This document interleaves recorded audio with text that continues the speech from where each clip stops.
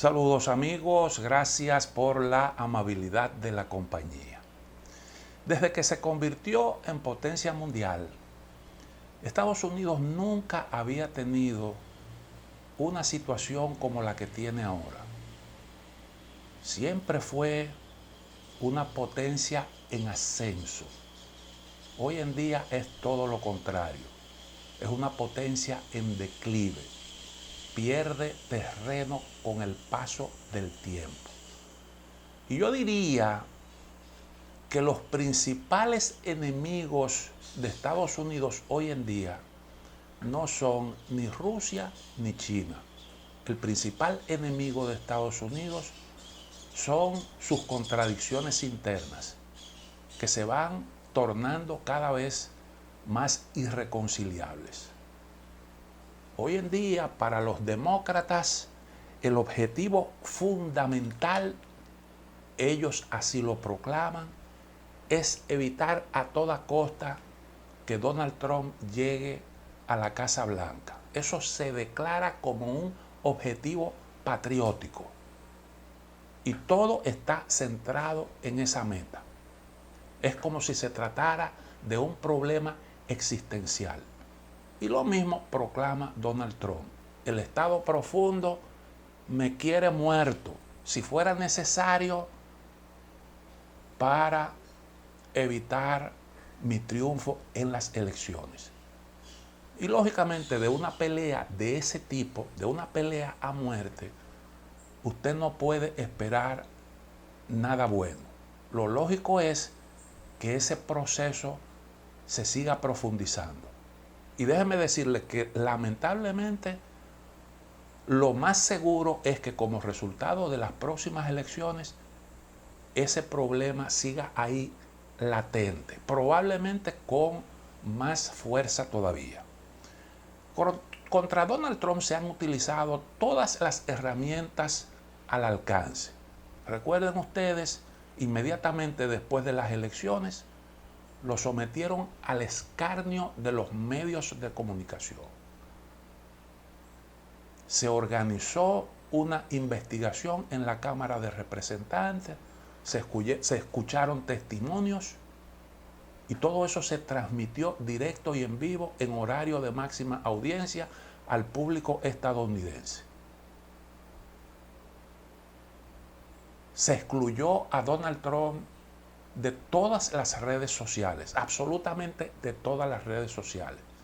Y el argumento fue que Trump se dedicaba a difundir mentiras, a difundir noticias falsas, a hacer falsas imputaciones. Y mientras eso ocurría, en los medios trascienden presiones del poder para sacar de la red social Twitter una publicación del New York Post que hacía referencia a unos correos electrónicos extraídos de una computadora de Hunter Biden. Y esos correos electrónicos parecían demostrar, según se dijo, que Hunter Biden le presentó a Joe, siendo vicepresidente del país, a un empresario ucraniano con el que tenía unos vínculos especiales. Y todo eso supuestamente corroboraba la teoría de Donald Trump de que el presidente se vio involucrado en situaciones non santas cuando era el representante de Estados Unidos para Ucrania, designado por el entonces presidente Barack Obama. Eso ocurrió. Luego, contra Donald Trump se puso en movimiento la justicia. Indiscutiblemente. Muy pocas personas creen que ese juicio que terminó en condena contra Trump fue un juicio libre de sesgo político. ¿Por qué? Bueno, porque se vio claro que el tema fundamental, lo que motivó la investigación, era un asunto realmente insignificante. Porque ¿de qué se trató? De unas relaciones que tuvo Donald Trump con una actriz porno antes de ser candidato a la presidencia, antes de ser presidente del país. Un asunto que se había quedado como un affair que tuvo un empresario con una mujer que, bueno, decidió voluntariamente tener una aventura. Y entonces, esa mujer vio una oportunidad cuando Donald Trump anunció sus aspiraciones a la presidencia de Estados Unidos y se convirtió en candidato. Entonces la señora Daniel trató de extorsionar y lo logró a Donald Trump, quien le pagó por su silencio. A lo mejor entendiendo que eso le podía hacer daño a sus aspiraciones políticas y que podía también dañar sus relaciones familiares. Le pagó. Y eso se investigó como si fuera realmente algo demoníaco. Pero el objetivo fundamental era utilizar eso para llegar a las empresas de Donald Trump, a ver qué encontraban. Y allí encontraron que el hombre había tratado de ocultar el pago que hizo, falsificando algunas cosas ahí. Y bueno, le presentaron 34 cargos y lo condenaron por eso. Si usted compara lo que ocurrió con Mónica Lewinsky y ese affair de Trump con Daniel, usted se va a dar cuenta de que hay diferencia y de que el caso Lewinsky fue una situación un tanto más grave. ¿Por qué? Bueno, porque llegó una becaria a la Casa Blanca, la becaria fue vista con buenos ojos por el presidente y terminó en unas relaciones íntimas con Bill Clinton que le abrió acceso al despacho Oval. Cuando acusaron a Bill Clinton, él negó haber tenido ese tipo de relaciones con Mónica Lewinsky, porque él calculó, sería la palabra de Mónica contra la mía, en caso de que ella decida inculparme a mí. Nunca calculó que Mónica Lewinsky había recolectado pruebas. Por ejemplo, ella derramó semen sobre su vestido y conservó el vestido. Y cuando Clinton se percató de ese detalle, se dio cuenta de que había cometido un error, trató de rectificar diciendo que él negó las relaciones porque en realidad lo que tuvo fue sexo oral y que sexo oral él entiende que no son relaciones sexuales. Y él habló de relaciones sexuales. De esa manera se defendió. Pero hubo un caso todavía mucho más grave, que fue el caso Whitewater. Y poca gente sabe que después que Clinton salió de la presidencia, después que agotó sus 2 periodos, él llegó a un entendimiento con la justicia, siendo un asunto realmente grave porque de lo que se trataba era de el uso de la influencia, siendo gobernador de un estado de la Unión Americana, para favorecer una empresa donde el presidente tenía intereses. Y eso ocurrió.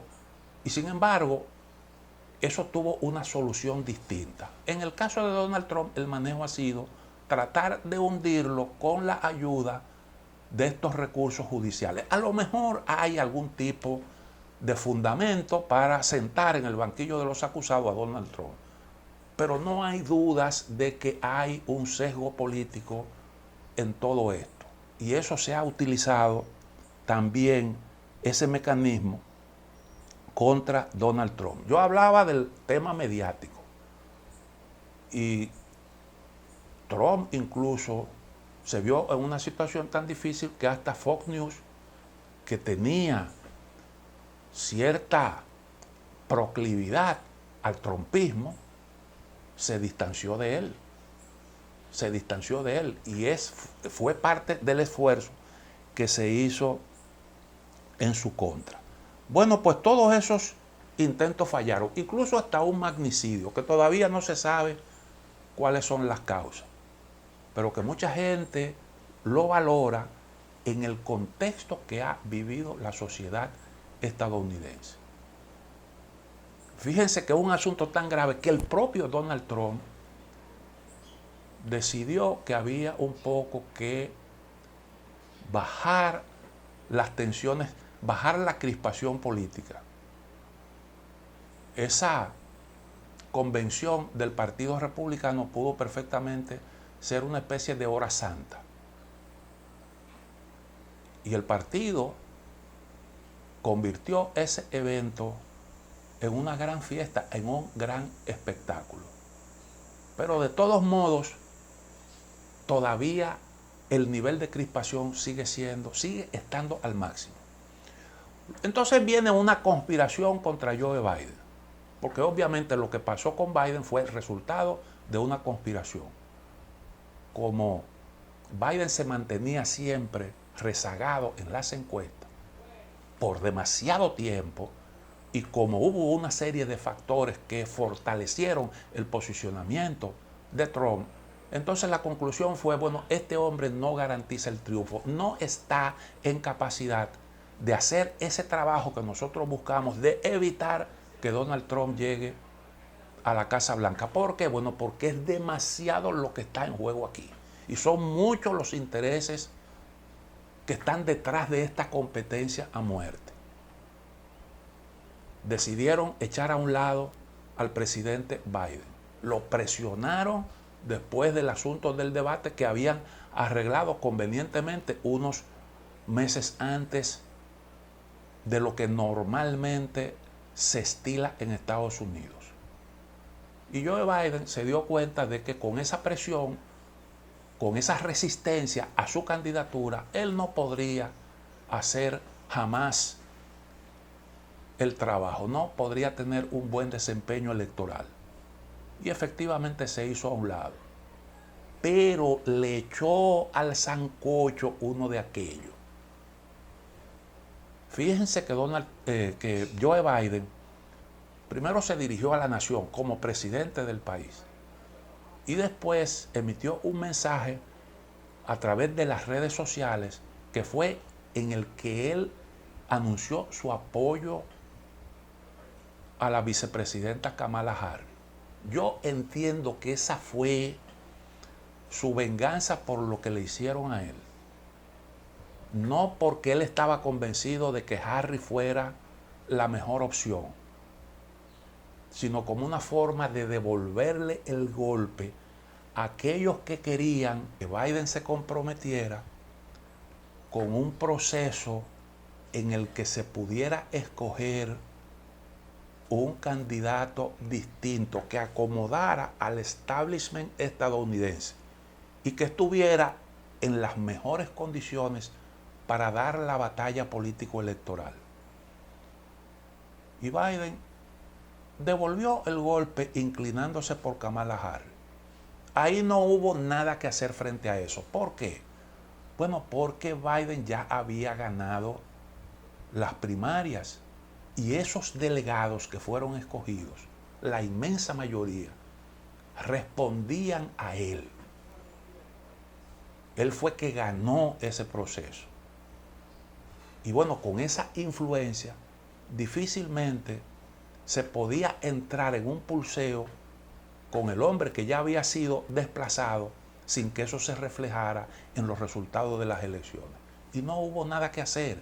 Y hoy Kamala Harris es la virtual candidata presidencial del Partido Republicano.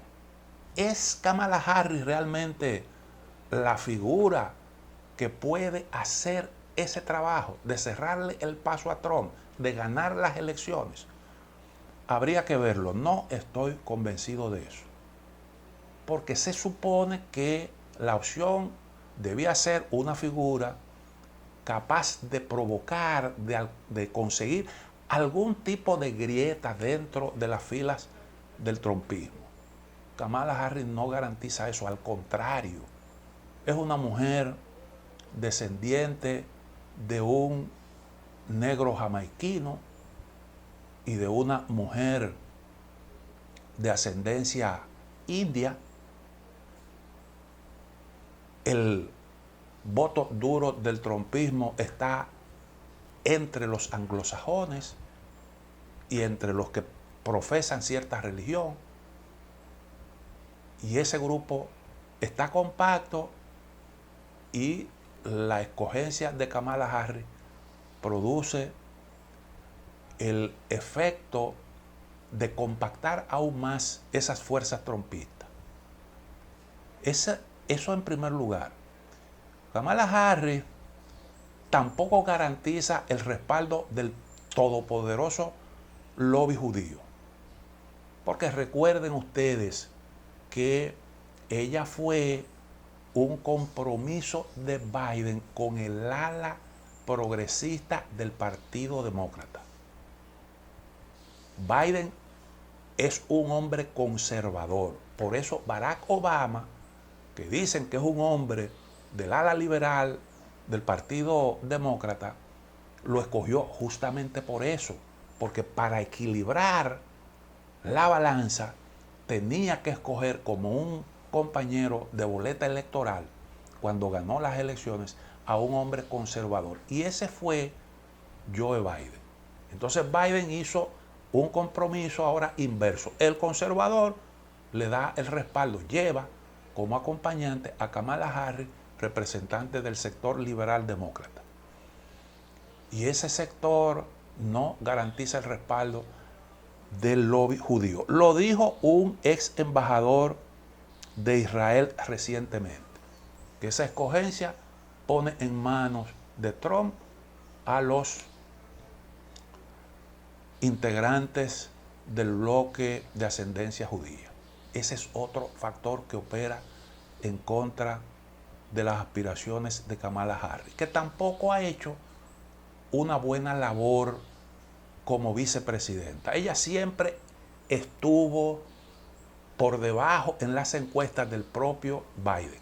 Mejoró últimamente un poco porque no fue que ella logró hacer cosas que la apuntalaran en el sentir, en el aprecio del estadounidense, sino que Biden recayó, tuvo realmente momentos de dificultades y retrocedió en las encuestas. Pero la situación de ella se parece mucho a la de Joe Biden, con una tasa de desfavorabilidad sumamente elevada. Donald Trump también, pero tiene la ventaja de que una mayor cantidad de estadounidenses se identifican con él. Además de que tiene también ventaja en la mayoría de los estados clave. Entonces, tendría que hacer realmente un gran trabajo, emplearse a fondo para poder lograr un buen desempeño político. Yo creo que Estados Unidos necesita en estos momentos una figura, un líder fuerte que pueda apostar por la unidad de la nación y que pueda ayudar a compactar todo el bloque occidental, que confronta actualmente también sus dificultades internas. Y Kamala Harris no es la figura que puede asegurar eso.